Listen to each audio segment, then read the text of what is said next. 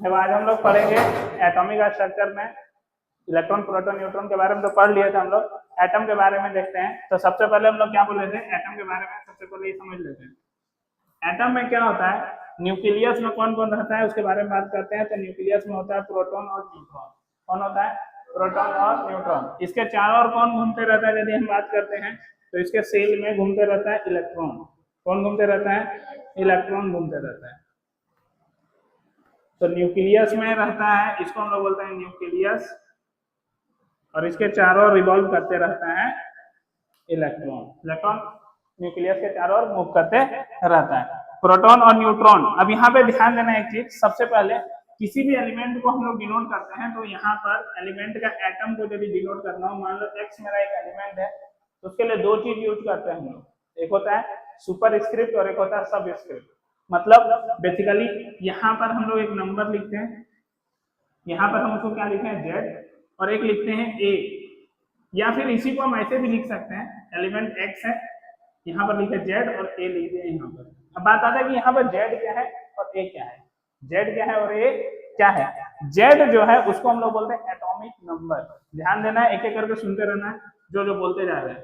Z जो है वो क्या है, एटॉमिक नंबर है। जेड क्या है, एटॉमिक नंबर है। और ए जो है वो क्या है, मास नंबर। जेड जो है वो क्या है, एटॉमिक नंबर, और ए जो है वो क्या है, मास नंबर। सबसे पहले ये समझना है। अब बात आता है एटॉमिक नंबर क्या है। तो एटॉमिक नंबर यदि तुमसे कोई पूछे तो बोलना है कि किसी भी एटम में जितना प्रोटॉन होता है उसी को क्या बोलते हैं, एटॉमिक नंबर बोलते हैं। The number of atoms present in an atom is known as atomic number. ध्यान रखना, इलेक्ट्रॉन मत बोलना कभी भी इलेक्ट्रॉन नहीं बोलना है। एटॉमिक नंबर को डिफाइन करने के लिए हम लोग क्या बोलेंगे कि क्या होगा, नंबर ऑफ प्रोटॉन जितना होगा वही होगा उसका एटॉमिक नंबर। एटम क्या होता है, न्यूट्रल होता है। एटम क्या होता है, न्यूट्रल होता है। इसका मतलब जितना प्रोटॉन होगा उतना ही क्या होगा, इलेक्ट्रॉन होगा। मतलब नंबर ऑफ प्रोटॉन और नंबर ऑफ इलेक्ट्रॉन क्या हो जाएगा, इक्वल हो जाएगा। क्योंकि प्रोटॉन पे कैसा चार्ज होता है, पॉजिटिव, और इलेक्ट्रॉन पे कैसा चार्ज होता है, नेगेटिव। मतलब जितना प्लस होगा उतना ही क्या हो जाएगा, माइनस हो जाएगा। जितना प्लस है उतना ही क्या हो जाएगा, माइनस हो जाएगा। तो एटॉमिक नंबर सबको समझ में आ गया।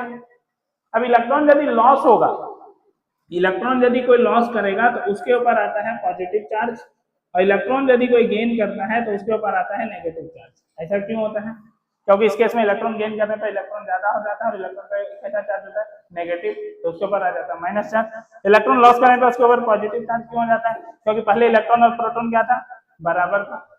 अब इलेक्ट्रॉन का लॉस हो गया मतलब ज्यादा क्या हो गया, प्रोटॉन। तो प्रोटॉन ज्यादा हो गया मतलब प्रोटॉन के ऊपर कैसा चार्ज होता है, पॉजिटिव होता है। तो ये ध्यान रखना यहाँ पे बढ़िया से, हमेशा जो भी चेंजेस होता है वो सिर्फ इलेक्ट्रॉन पर हो सकता है, प्रोटॉन और न्यूट्रॉन पर कभी भी कोई चेंजेस नहीं होता है। क्योंकि इलेक्ट्रॉन कहाँ होता है, एटम के न्यूक्लियस के बाहर सेल में घूमते रहता है। न्यूक्लियस में रहता है प्रोटॉन और न्यूट्रॉन, तो उसमें कोई चेंजेस नहीं हो सकता है, क्योंकि वो न्यूक्लियस में है, उसका बॉन्डिंग बहुत ज्यादा है। इसको बाहर निकालने के लिए हमको बहुत ज्यादा एनर्जी देना पड़ेगा। बहुत ज्यादा एनर्जी क्या करना पड़ेगा, देना पड़ेगा। ठीक, अब यहाँ पे ध्यान देते हैं हम लोग। अब सबसे पहले हम लोग आते हैं 20 तक जो एलिमेंट दिया हुआ उसके बारे में, और उसको समझते हैं थोड़ा सा। सबसे पहले एक एग्जांपल के तौर पर समझते हैं हाइड्रोजन को। जैसे हाइड्रोजन का जो एटॉमिक नंबर होता है वो कितना होता है, 1। हाइड्रोजन का एटॉमिक नंबर कितना होता है, 1। और जो मास नंबर होता है वो कितना होता है, वो 1 होता है। हाइड्रोजन का आइसोटॉप पाया जाता है, तो जब आइसोटॉप पढ़ेंगे तब देखेंगे। अभी यहाँ पर हम लोग सिंपली ऐसे बात करें, 1H1, इसका मतलब इसका एटॉमिक नंबर कितना हो गया, Z कितना हो गया, 1। इसका मतलब इसमें प्रोटॉन भी कितना हो गया, 1, और इसमें इलेक्ट्रॉन भी कितना हो गया, 1 हो गया। ठीक, अब यहाँ ध्यान देना, मास नंबर जो है A, मास नंबर जो है उसको A से डिनोट करते हैं। अब मास नंबर क्या होता है, एटॉमिक नंबर को तो डिफाइन कर दिए हैं। सेम उसी तरह जो मास नंबर होता है वो होता है sum of number of proton and neutron. Sum of number of proton and neutron. Proton और न्यूट्रॉन दोनों को जोड़ने पर हमको मिलता है मास नंबर। अब थोड़ा सा कैलकुलेशन देना है, यहाँ पे दिमाग लगाना थोड़ा सा, बहुत ज्यादा टफ मैथ्स नहीं लगेगा। प्रोटॉन प्लस न्यूट्रॉन है, मास नंबर क्या है, प्रोटॉन प्लस न्यूट्रॉन। और एटॉमिक नंबर क्या है? सिर्फ प्रोटॉन है। क्या यदि हम इसमें से इसको घटाएंगे तो पी और पी कट जाएगा, प्रोटॉन प्रोटॉन कट जाएगा, और यदि प्रोटॉन प्रोटॉन कटेगा तो सिर्फ क्या बचेगा? न्यूट्रॉन। तो यहाँ से हम एक फॉर्मूला बना सकते हैं कि हमको यदि नंबर ऑफ न्यूट्रॉन चाहिए तो ए में से जेड को घटा दो, ए में से किसको घटा दो? जेड को। तुम खुद से देखो, ए में क्या था? प्रोटॉन प्लस न्यूट्रॉन था, और जेड में क्या था? प्रोटॉन था। प्रोटॉन प्रोटॉन कट जाएगा तो क्या बचेगा? न्यूट्रॉन बचेगा। तो एटॉमिक नंबर यहाँ पर कितना आ गया? 1। अब हमको देखो प्रोटॉन निकाल चुके हैं, इलेक्ट्रॉन निकाल चुके हैं, अब क्या निकालना है? अब क्या निकालना है हमको? न्यूट्रॉन निकालना है। तो न्यूट्रॉन यदि निकालना है हमको तो क्या करना पड़ेगा? ए में से जेड को घटा देना पड़ेगा। तो ए कितना है? 1, और जेड कितना है? 1। तो 1 - 1 कितना हो गया? 0। तो हाइड्रोजन के पास इलेक्ट्रॉन 1 होता है, प्रोटॉन 1 होता है, न्यूट्रॉन कितना होता है? न्यूट्रॉन कितना होता है? 0 होता है। यहाँ पे एक चीज ध्यान देना आगे चलकर कि H प्लस को हम लोग क्या बोलते हैं? H प्लस को प्रोटॉन बोलते हैं। ऐसा क्यों बोलते हैं? तो H प्लस को प्रोटॉन क्यों बोलते हैं? क्योंकि H में से जब एक इलेक्ट्रॉन का लॉस होगा, H में से जब एक इलेक्ट्रॉन का लॉस होगा तो क्या बनेगा? H प्लस बनेगा। पहले इसके पास प्रोटॉन कितना था? देखो अभी हम कैलकुलेट किए थे, प्रोटॉन कितना था? 1। इलेक्ट्रॉन कितना था? 1। न्यूट्रॉन कितना आया? 0। Proton 1, electron 1, neutron 0। अब एक इलेक्ट्रॉन जो था वो भी लॉस करवा दिए, तो इसका बचा कितना? प्रोटॉन 1, इलेक्ट्रॉन कितना बचा? 0। न्यूट्रॉन तो है ही नहीं पहले से। इसका मतलब H प्लस को क्या बोलेंगे हम लोग? प्रोटॉन बोलेंगे। H प्लस को क्या बोलेंगे? प्रोटॉन बोलेंगे। इसीलिए यदि आगे चलकर कहीं पर भी H प्लस तुमको देखने को मिले और उसको बोल दे प्रोटॉन, तो किसी भी तरह का कोई दिक्कत नहीं होना चाहिए। यहां तक कि जो कोई डाउट है तो पूछो। इसके बाद हम लोग लिखेंगे इलेक्ट्रॉनिक कॉन्फ़िगरेशन। क्या लिखेंगे? Electronic configuration. यहां तो कोई डाउट नहीं है ना? मिटा दे इसको।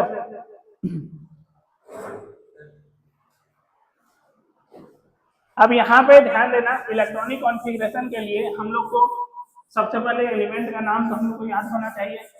हर सेल में कितना इलेक्ट्रॉन होता है उसके बारे में बात करते हैं। सबसे पहले देखो यहाँ पर जो तुमको बात किया, प्रोटॉन प्लस न्यूट्रॉन है। पहला जो सेल होता है उसको हम लोग बोलते हैं के सेल। अगला जो सेल होता है उसको क्या बोलते हैं हम लोग? एल सेल बोलते हैं। उसके बाद अगला जो सेल होता है उसको क्या बोलते हैं हम लोग? एम सेल बोलते हैं। उसके बाद अगला जो सेल होता है उसको क्या बोलते हैं?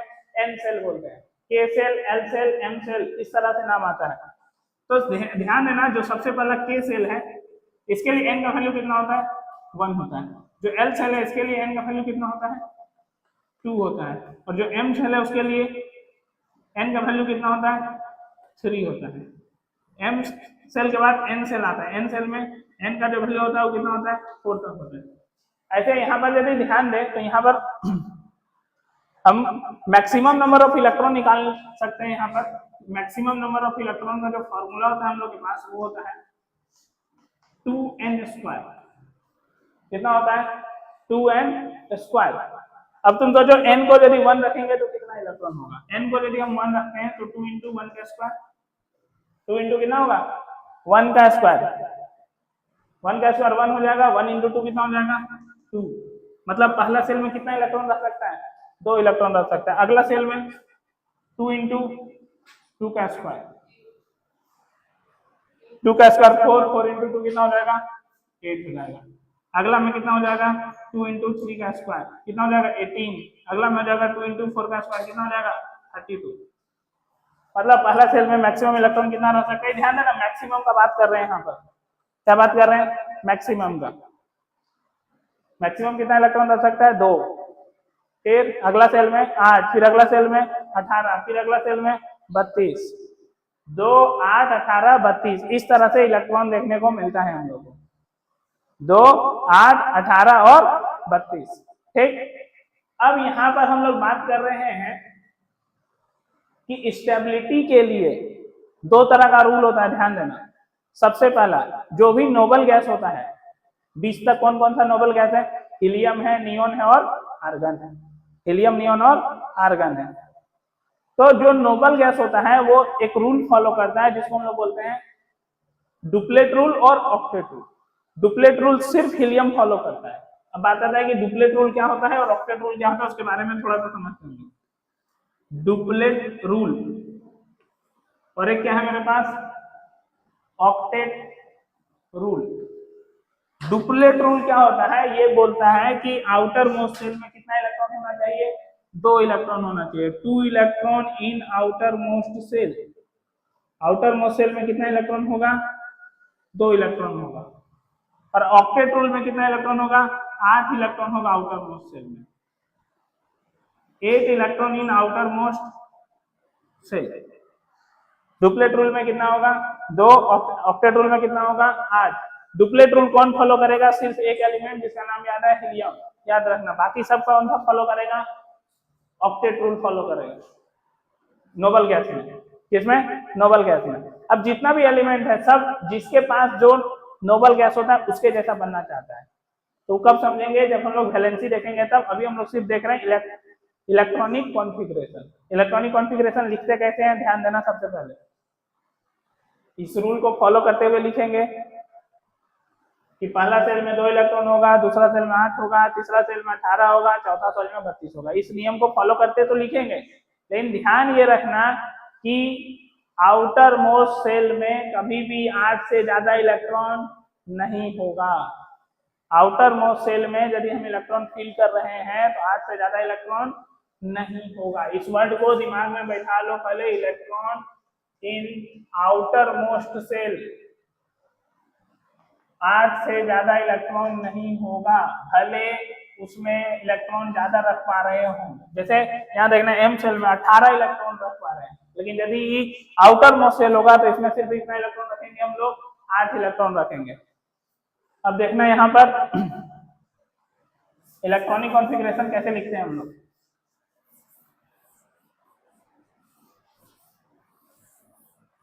सबसे पहले हम लोग स्टार्ट करते हैं हाइड्रोजन से। हाइड्रोजन का इलेक्ट्रॉनिक कॉन्फ़िगरेशन लिखना है। देखना हम लोग का कितना सेल है, के, एल, एम और एन। हाइड्रोजन 1 नंबर पर है, जितना नंबर पर होता है उतना एटॉमिक नंबर होता है, उतना ही उसके पास प्रोटॉन होता है, और उतना ही उसके पास क्या हो जाएगा, इलेक्ट्रॉन हो जाएगा। हाइड्रोजन के बाद क्या होगा, हीलियम। हाइड्रोजन के बाद क्या हो जाएगा, हीलियम। हीलियम कितना नंबर पर है, 2 नंबर पर है। हीलियम के बाद क्या होगा, लिथियम। कितना नंबर पर है, 3 नंबर पर। लिथियम के बाद बेरिलियम 4 नंबर पर। उसके बाद बोरॉन। 5-5 करके देखते हैं। यहाँ पे पहले हाइड्रोजन है, 1 नंबर पर है, तो इसमें 1 इलेक्ट्रॉन फिल करना है। तो इलेक्ट्रॉनिक कॉन्फ़िगरेशन में 1 इलेक्ट्रॉन फिल करना है, तो किसमें जाएगा इलेक्ट्रॉन, सबसे पहला जो लोवेस्ट सेल होगा उसमें जाएगा। तो सबसे पहला कौन है, के। अब जब तक के नहीं भरेगा तब तक हम लोग अगला सेल में मूव नहीं करेंगे। हीलियम के पास कितना इलेक्ट्रॉन है, 2। अगला में मूव कर गए, 2 हो गया। अब यहाँ पे ध्यान देना है कि यदि 2 हो गया और के में कितना फिल कर पा रहे थे, मैक्सिमम हम लोग के में कितना फिल कर पा रहे थे, अभी निकाले थे फॉर्मूला करके 2। एल में कितना था, ऊपर लिख दे रहे हैं 8। एम में कितना आया था हम लोग याद, 18। और एन में कितना आया था हम लोग याद, 32। इतना इलेक्ट्रॉन फिल कर सकते थे। लेकिन तुमको क्या बोले थे कि electron in outermost shell कितना होगा, 8 होगा। अब तुम सोचो के में 2 हो गया, फिल हो चुका है। अब क्या तीसरा इलेक्ट्रॉन यदि हम फिल करेंगे तो इसमें 3 फिल हो पाएगा, नहीं हो पाएगा, क्योंकि के में मैक्सिमम कितना इलेक्ट्रॉन फिल हो सकता है, 2 ही इलेक्ट्रॉन फिल हो सकता है। अब यदि 2 फिल हो सकता है तो क्या होगा, यहाँ पर 3 भरना होगा, तो 2 यहाँ भरेंगे और अगला वाला सेल में कितना भर देंगे, 1 भर देंगे। 2 और 1 हो गया 3। अगला वाला में कितना फिल होगा, 2 और 2। 2 और 2 कितना हो जाएगा, 4 हो जाएगा। फिर कितना होगा, 2 और 3। इस तरह कब तक चलते जाएगा, जब तक वहां पर 8 इलेक्ट्रॉन नहीं हो जाएगा, क्योंकि यहाँ पर देखो 8 तक है। तो बेरिलियम के बाद कौन होता है, बोरॉन। बोरॉन के बाद कार्बन। कार्बन कितना नंबर पर, 6 नंबर। कार्बन के बाद नाइट्रोजन। नाइट्रोजन के बाद ऑक्सीजन। ऑक्सीजन के बाद फ्लोरीन। फ्लोरीन के बाद नियोन। टोटल हम लोग के पास कितना है, 10। यहाँ पे टोटल हम लोग का 10 एलिमेंट है। तो यहाँ पे ध्यान देना, कार्बन, तो कार्बन का 6 इलेक्ट्रॉन है, तो 6 फिल करेंगे, तो यहाँ पर 2 फिल करेंगे, और यहाँ पे कितना फिल होगा, 4 फिल होगा। अगला वाला में नाइट्रोजन है, तो नाइट्रोजन वाला में कितना फिल होगा, 2 और 5। ऑक्सीजन वाला में 2 और कितना फिल होगा, 6। ठीक। ऑक्सीजन के बाद यहाँ ध्यान देना, उधर यहाँ पे ऑक्सीजन के बाद आएगा फ्लोरीन। फ्लोरीन में 9 नंबर है, तो पहला सेल में भरेंगे 2 और अगला सेल में कितना भरेंगे, 7। 9 नंबर पर है। फ्लोरीन के बाद क्या आएगा, नियोन। नियोन कितना नंबर पर है, 10 नंबर पर है, तो कितना फिल होगा? 2, 2 के बाद कितना होगा? 8 होगा। इस तरह से टोटल हो गया 10 तक। अब तुम सोचो यहाँ पर के एल पूरा भर चुका है मेरा, के भी भर गया पूरा, एल भी भर गया। अब किसमें भरना है? एम में भरना है। अब हमको इलेक्ट्रॉन एम में भरना है, तो अब इलेक्ट्रॉन हम लोग एक एक करके एक्स्ट्रा भरते जाएंगे। यहाँ पे साइड में भर रहे हैं, ध्यान देना। यहाँ पर फिर से लिख रहे हैं थोड़ा छोटा करके ताकि आसानी से दिख जाए। सोडियम, सोडियम कितना नंबर पर है? 11 नंबर पर। सोडियम के बाद मैग्नीशियम कितना नंबर पर है? 12। मैग्नीशियम के बाद एल्युमिनियम, सिलिकॉन, सिलिकॉन के बाद फास्फोरस, फास्फोरस के बाद सल्फर, सल्फर के बाद क्लोरीन, क्लोरीन के बाद आर्गन, आर्गन के बाद पोटेशियम, पोटेशियम के बाद कैल्शियम। तो सोडियम कितना नंबर पर है? 11 नंबर पर है। तो कितना फिल करेंगे? तो 10 तक हो गया था। यहाँ पे इनर्ट गैस को हम देखो यहाँ पे मार्क कर रहे हैं। पहला इनर्ट गैस है नियोन, दूसरा इनर्ट गैस है यहाँ पर हीलियम। देख लो, डुप्लेट रूल फॉलो किया हीलियम, और जो नियोन है वो कौन सा रूल फॉलो किया? ऑक्टेट रूल फॉलो किया। अब इस पे 11 इलेक्ट्रॉन है, तो देखो यहाँ पे इलेक्ट्रॉन फिल होगा 2, 8। के और एल पूरा भर चुका है। एम में जाएंगे तो कितना इलेक्ट्रॉन होगा? 1 इलेक्ट्रॉन होगा, तो 2, 8, 1 हो जाएगा। 2, 8, 1 हो जाएगा। अगला वाला में कितना होगा? 2, 8, 2। सबको समझ में आ रहा है इलेक्ट्रॉन कैसे फील हो रहा है? जितना है, मतलब एक तरह से समझो एक रूम है, एक रूम में 2 आदमी रह सकता है, दूसरा रूम है जिसमें 8 आदमी रह सकता है। अब दोनों फुल हो चुका है, तो कहाँ पे जाएंगे हम? तीसरा में जाएंगे। और तीसरा में मैक्सिमम कितना भर सकता है? 18। तो अगला वाला में क्या होगा? 2, 8 और कितना हो जाएगा? 3। उसके बाद कितना होगा? 2, 8 और 4। फिर कितना होगा? 2, 8 और 5। फिर होगा 2, 8, 6। फिर देखो 2, 8, 7। फिर होगा तुम्हारा 2, 8, 8। देखो जैसे 8 आया, मतलब अगला तुमको इनर्ट गैस मिल गया। कौन मिला? अगला इनर्ट गैस आर्गन। देख लो, ऑक्टेट कंप्लीट हो गया उसका। क्या कंप्लीट हो गया? ऑक्टेट कंप्लीट हो गया। अब है पोटेशियम। तो 2, 8 यहाँ पर क्या 9 भर दे? तो 2, 8, 10 हो जाएगा। 10 और 9 कितना हो जाएगा? 19। लेकिन ऐसा नहीं करेंगे। क्यों नहीं करेंगे? क्योंकि आउटर मोस्ट शेल में कितना इलेक्ट्रॉन फिल करते हैं हम लोग? आउटर मोस्ट शेल में मैक्सिमम जो इलेक्ट्रॉन हो सकता है वो कितना हो सकता है?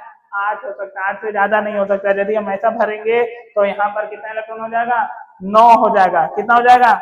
9 हो जाएगा। तो 9 हो जाएगा, तो इसको यहाँ पर हटाना पड़ेगा। आउटर मोस्ट शेल में 8 ही इलेक्ट्रॉन हो सकता है। तो अगला इलेक्ट्रॉन शिफ्ट करके कहाँ भेजेंगे? 1 में भेज देंगे। यहाँ पर कितना हो जाएगा? 2, 8, 8, 2 हो जाएगा। ध्यान रखना, ये पॉसिबल है। अब यहाँ पे एक चीज और ध्यान रखना, सबसे पहला कि यहाँ पर कितना एलिमेंट लिखा हुआ है? 20 एलिमेंट लिखा हुआ है। सबका बारे में हम इलेक्ट्रॉनिक कॉन्फ़िगरेशन जान गए। जितना भी एलिमेंट होता है सब चाहता है कि हम स्टेबल हो जाए। स्टेबल क्यों होना चाहता है? क्योंकि जो स्टेबल होता है उसके पास एनर्जी क्या होता है? कम होता है। स्टेबिलिटी का मतलब एनर्जी कम है, ज्यादा इधर उधर उछल कूद नहीं करेगा। जैसे बच्चा लोग के पास एनर्जी बहुत ज्यादा होता है तो ज्यादा इधर उधर उछल कूद करने लगता है। मतलब क्या है? अनस्टेबल है। क्या है?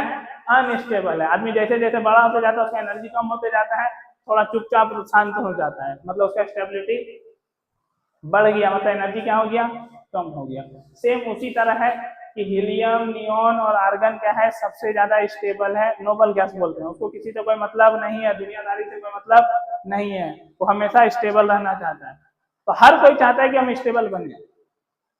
और किसके जैसा स्टेबल बनना चाहते हैं? जैसे हम लोग के पास क्वेश्चन आएगा तो हम लोग के आसपास जो रहता है और जो हमको लगता है कि वो स्टेबल है, उसी के जैसा सोचते हैं कि स्टेबल हो जाए। तो सेम उसी तरह यहाँ पर होता है कि जिसके पास जो नोबल गैस पास में होता है उसके जैसा बनना चाहता है। जैसे हाइड्रोजन के पास में कौन है? हीलियम है या फिर नियोन है? साफ साफ दिख रहा है हाइड्रोजन के पास में हीलियम है। तो हीलियम के जैसा बनना चाहेगा हाइड्रोजन, ना कि नियोन के जैसा। सेम उसी तरह नियोन के पास में कौन है? फ्लोरीन है, इधर सोडियम है। अब नियोन के जैसा थोड़ी ना बनना चाहेगा क्लोरीन, क्योंकि क्लोरीन के पास में कौन है? आर्गन है। तो क्लोरीन हमेशा किसके जैसा बनना चाहेगा? आर्गन के जैसा बनना चाहेगा।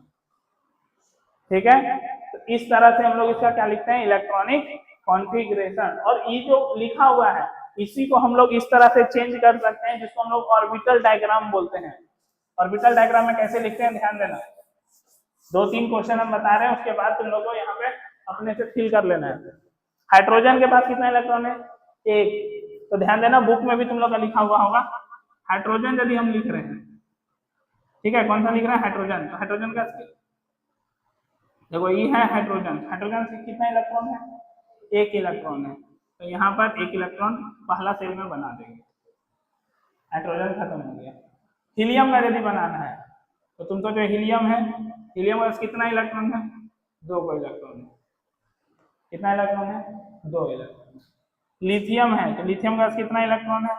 3 है। तो इसमें 2 को सेल बनाना पड़ेगा। देखो पहला सेल में 2 इलेक्ट्रॉन, अगला सेल में 1 इलेक्ट्रॉन। तो पहला सेल में हुआ 2 इलेक्ट्रॉन, अगला सेल में हुआ 1 इलेक्ट्रॉन। इस तरह करके जिस तरह से जितना सेल में बनाया हुआ उस तरह से उतना बना देना। पहला में 2 1, फिर 2 2, इस तरह करके 2 8 तक बनाना है। तब तक तीसरा सेल लेकर नहीं आना है।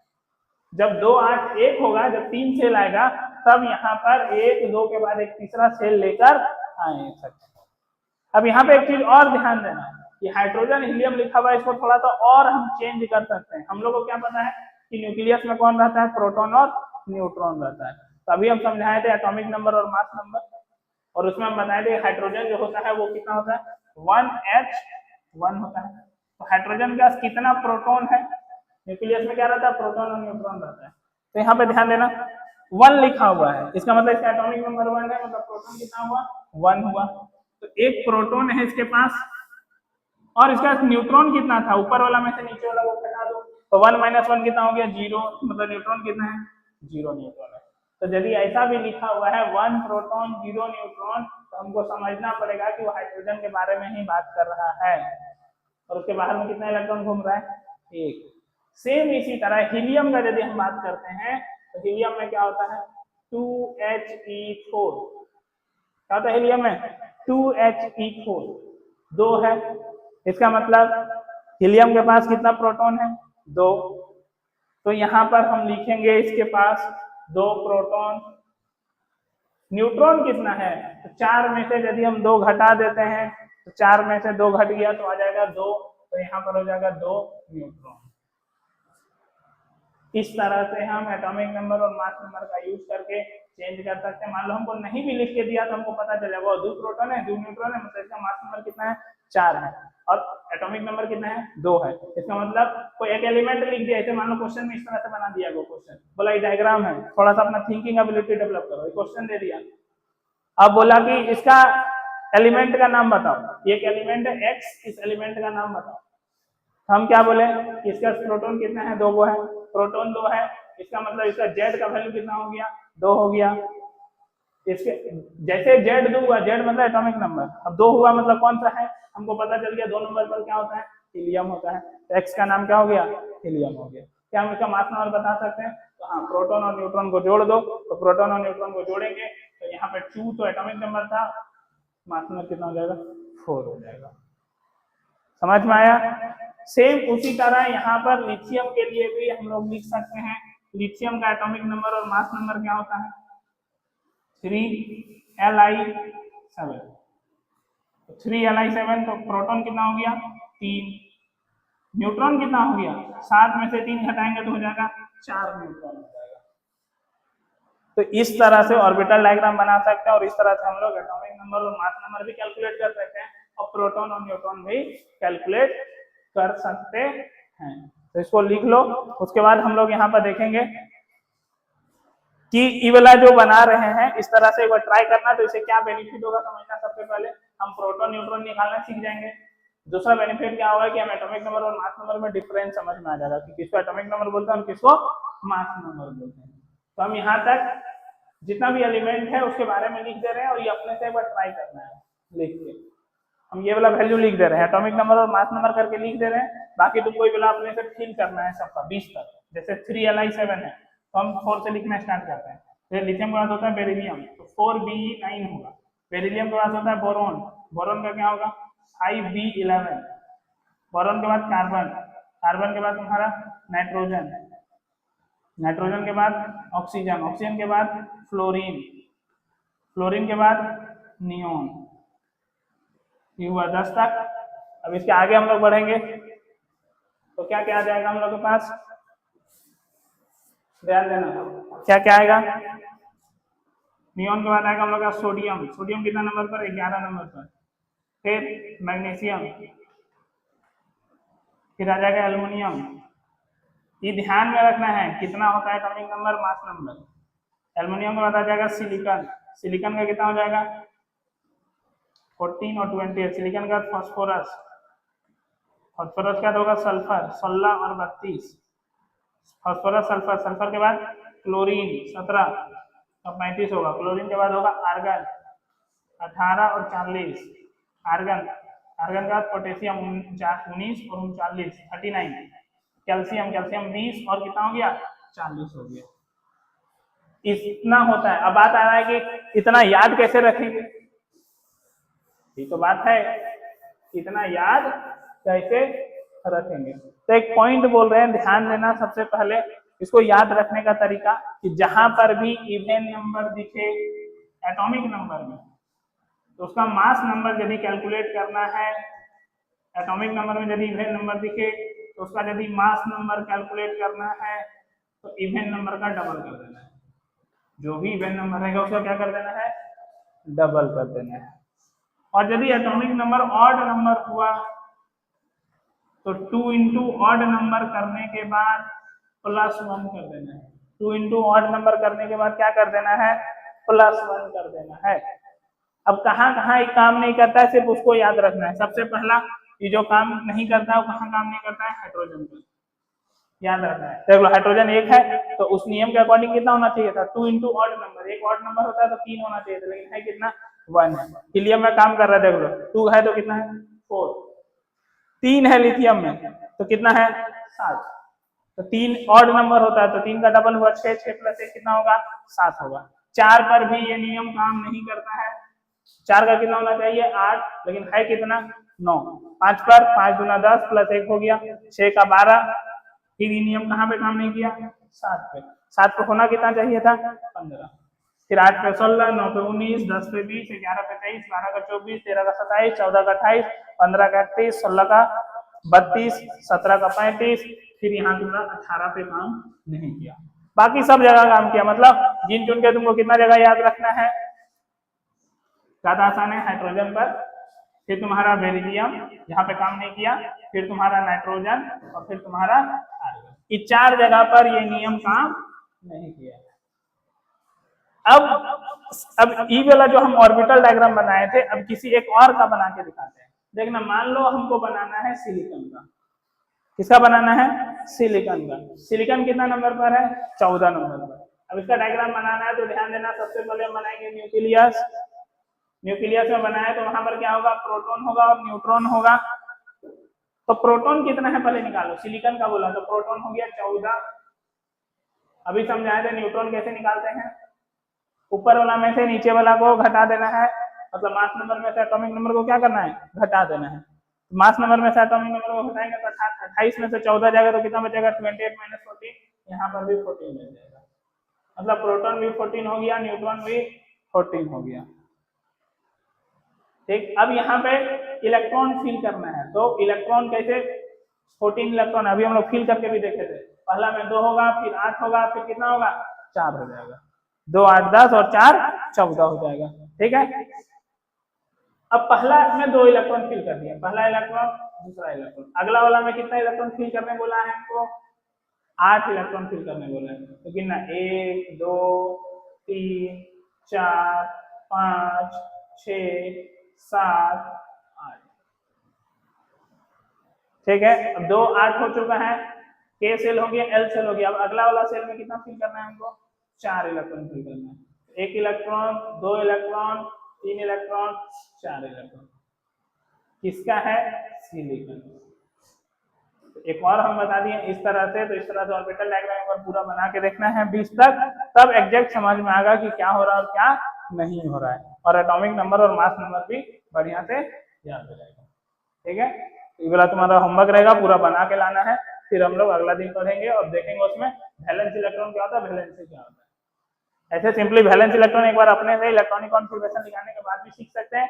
वैलेंस इलेक्ट्रॉन होता है कि कितना इलेक्ट्रॉन आउटर मोस्ट सेल में है, बस आउटर मोस्ट सेल में जितना इलेक्ट्रॉन होगा वो उसका वैलेंस इलेक्ट्रॉन हो जाएगा। जैसे इसमें आउटर मोस्ट सेल में कितना इलेक्ट्रॉन दिखा 4। तो सिलिकॉन का वैलेंस इलेक्ट्रॉन कितना हो गया? 4 हो गया। मान लो फास्फोरस का लिखेंगे तो कितना होगा? 2 8 5। तो वैलेंस इलेक्ट्रॉन कितना हो गया? 5 हो गया। वैलेंस इलेक्ट्रॉन कितना हो गया? 5 हो गया। तो ये सब हम लोग अगला क्लास में देखेंगे। अगला क्लास में हम लोग ये भी देखेंगे आइसोटोप्स क्या होता है, आइसोबार्स क्या होता है। इसको यहाँ तक लिख लेना है और ये होमवर्क रहेगा अगला क्लास का।